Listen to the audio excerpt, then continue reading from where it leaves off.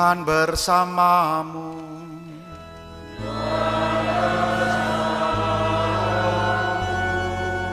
Inilah Injil suci menurut Matius.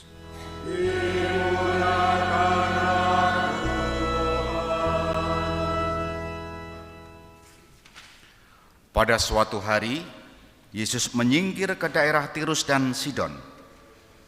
Maka datanglah seorang perempuan Kanaan dari daerah itu dan berseru, "Kasihanilah aku ya Tuhan, anak Daud, karena anakku perempuan kerasukan setan dan sangat menderita." Tetapi Yesus sama sekali tidak menjawabnya. Lalu murid-muridnya datang dan meminta kepadanya, "Suruhlah ia pergi. Ia mengikuti kita dengan berteriak-teriak." Jawab Yesus, "Aku diutus hanya kepada domba-domba yang hilang dari umat Israel." Tetapi perempuan itu mendekat dan menyembah Dia sambil berkata, "Tuhan, tolonglah aku." Tetapi Yesus menjawab, "Tidak patut mengambil roti yang disediakan bagi anak-anak dan melemparkannya kepada anjing." Kata perempuan itu, "Benar Tuhan, namun anjing itu makan remah-remah yang jatuh dari meja tuannya." Maka Yesus menjawab dan berkata kepadanya, "Hai ibu, besar imanmu, maka jadilah kepadamu seperti yang kau kehendaki." Dan seketika itu juga anaknya sembuh. Demikianlah sabda Tuhan.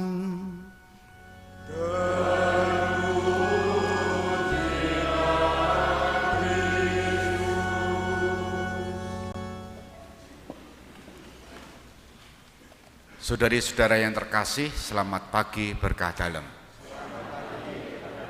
Semoga semua sehat. Semoga semua rezekinya lancar. Semoga yang sakit sehat. Yang cicilannya belum lunas, lunas hari ini.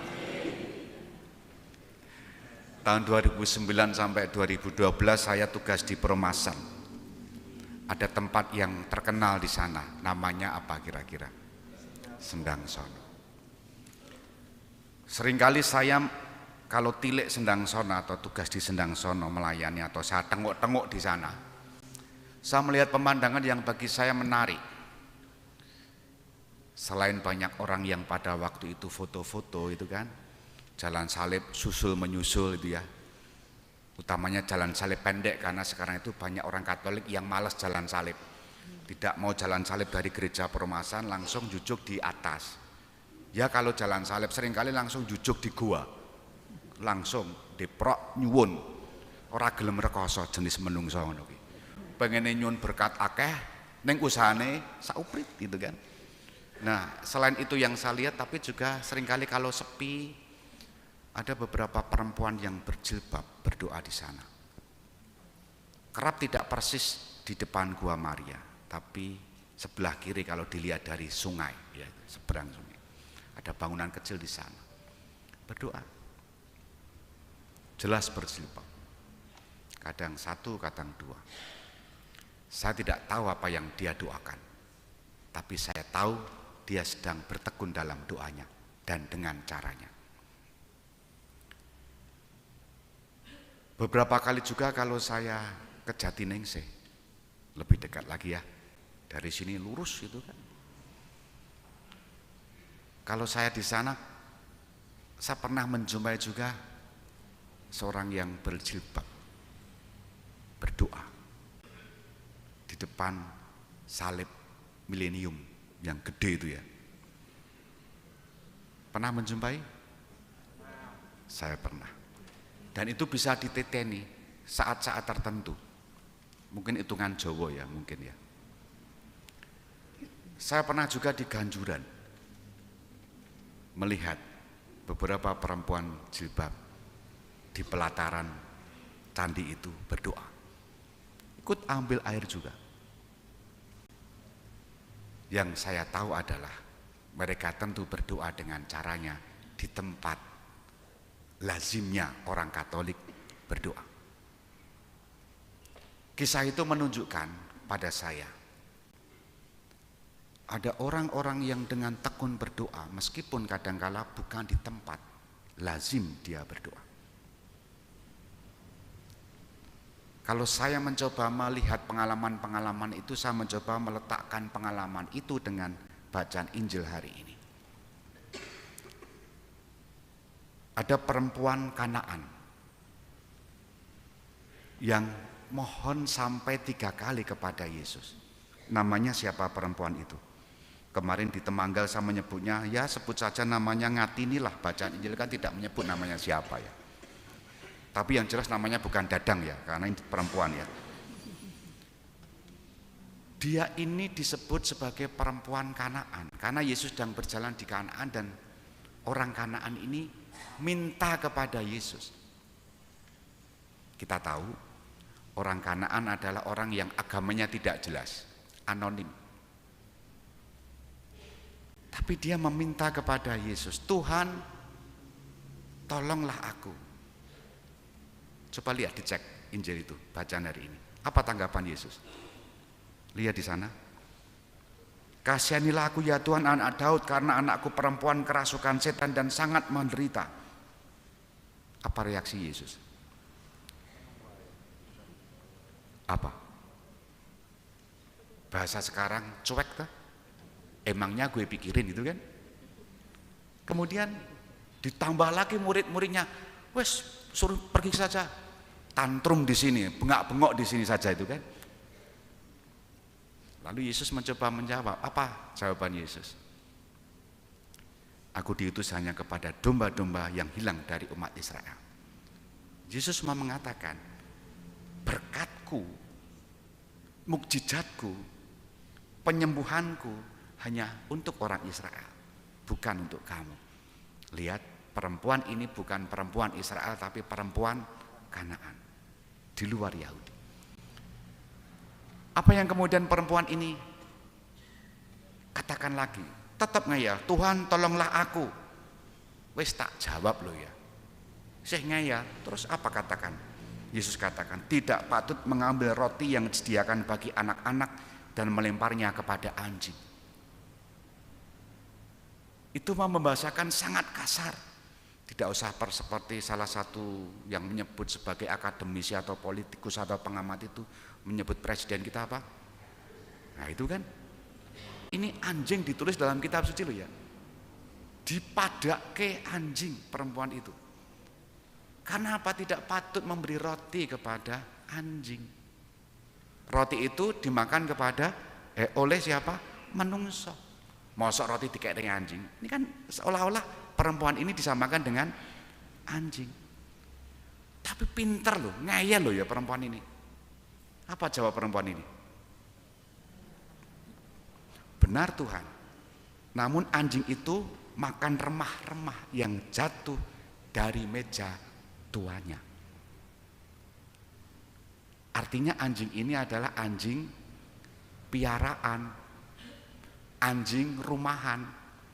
Ingat, zaman dulu, zaman sekarang pun ada sih ya. Ada anjing liar, ada anjing rumahan.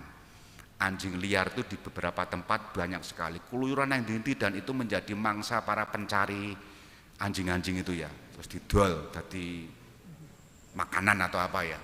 Tapi kalau anjing rumahan itu ya diopeni, dirawat, diadusi, sampone wae malah larang sampo kiri tinimbang sampone menungso. Ada yang istilahnya dog food itu kan. Makanan anjing kuwi malah luwih larang lho tinimbang pangananku. Mbok menawa lho ya. Bahkan anjing-anjing juga dilombakan itu ya, menang jutaan rupiah, tapi perawatannya juga jutaan rupiah. Tapi kembali pada poinnya, ada anjing piaraan, ada anjing liar. Nah dia mengatakan, siapa yang makan remah-remah tadi? Kira-kira menurut debat si perempuan itu, anjing siapa? Anjing rumahan kan? Nggak mungkin anjing liar tuh makan di meja, mesti wes diusir saka ngomah. Dari latar saja sudah pergi. Ini anjing rumahan. Apa yang mau dikatakan di sana? Kegigihan perempuan ini menyadari diri bahwa dia bukan sebagai orang yang berhak untuk itu. tapi nempel saja. Nempel itu bahasa Indonesianya apa ya? Ya nempel ya. Kelepretan. Kelepretan itu apa ya? Ya remah-remah itu tadi, gogrokan. Toh boleh.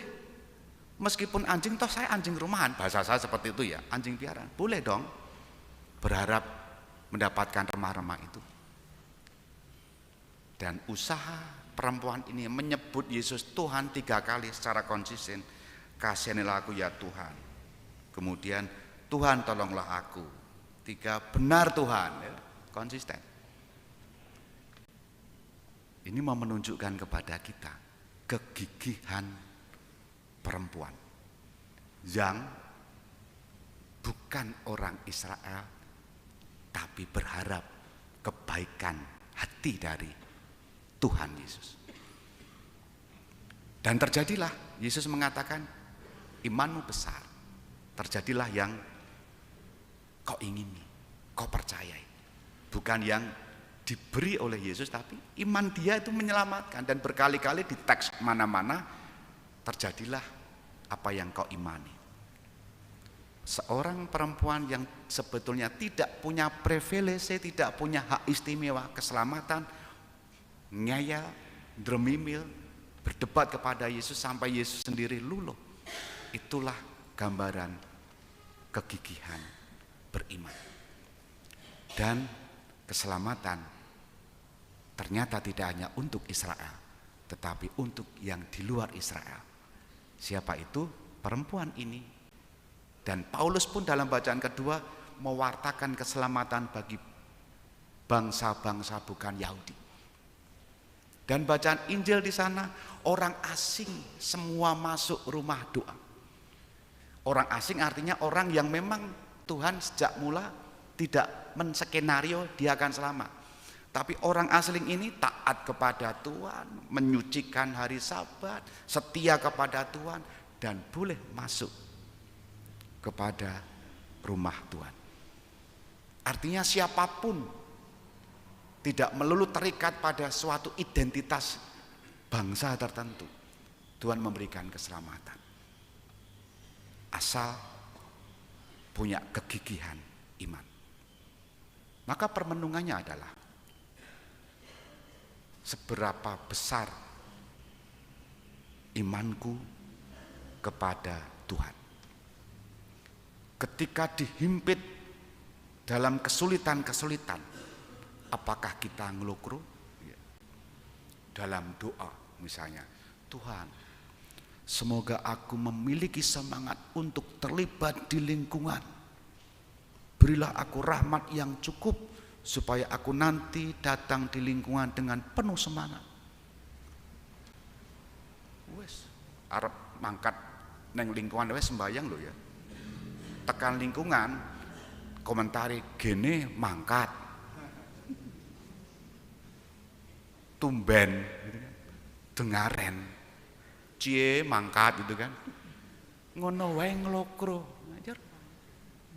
Saya merasa Bapak Ibu semakin kita berdoa memohon sesuatu, semakin yang kita mohon itu diuji untuk tahan atau tidak.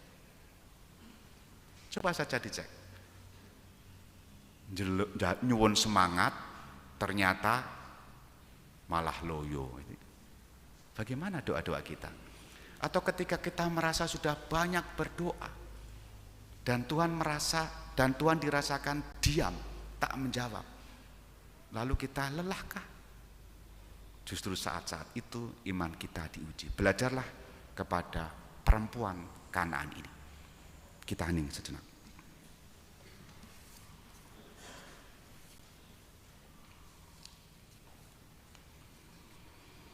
Dimuliakanlah Yesus yang dulu hidup, sekarang dan selama-lamanya.